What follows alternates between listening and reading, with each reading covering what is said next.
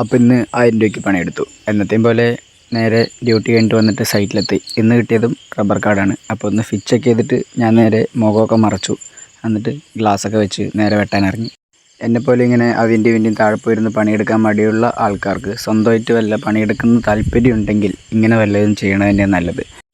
ഇതാകുമ്പോൾ ആരുടെയും താഴെ നിൽക്കണ്ട, ആരും പറയുന്നത് കേൾക്കണ്ട, അവരുടെ ടൈമിന് വർക്ക് ചെയ്യണ്ട, നമ്മുടെ ഇഷ്ടത്തിന് വർക്ക് ചെയ്യാം. ഒരു ഫൈനാൻഷ്യൽ സ്റ്റെബിലിറ്റി നമുക്ക് ഇന്ന് തന്നെ ഉണ്ടാക്കാം. ഒരാളിനെയും കാത്തു നിൽക്കേണ്ട ആവശ്യമില്ല, ഒരാൾക്ക് വേണ്ടി വെയിറ്റ് ചെയ്യേണ്ട ആവശ്യമില്ല.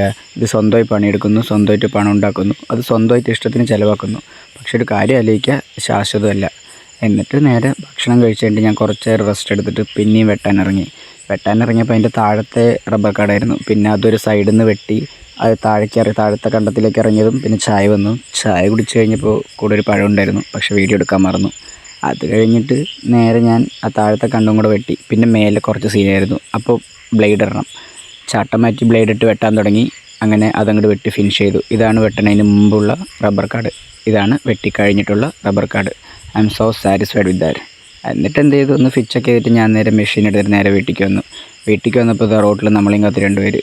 ഇതെനിക്ക് റോട്ടിൽ നിന്ന് കളഞ്ഞിട്ടാണ്. നമുക്കിങ്ങനെ ഒരു ശീലമുണ്ട്, കിട്ടുന്നതിനൊക്കെ കൊണ്ടുവരും.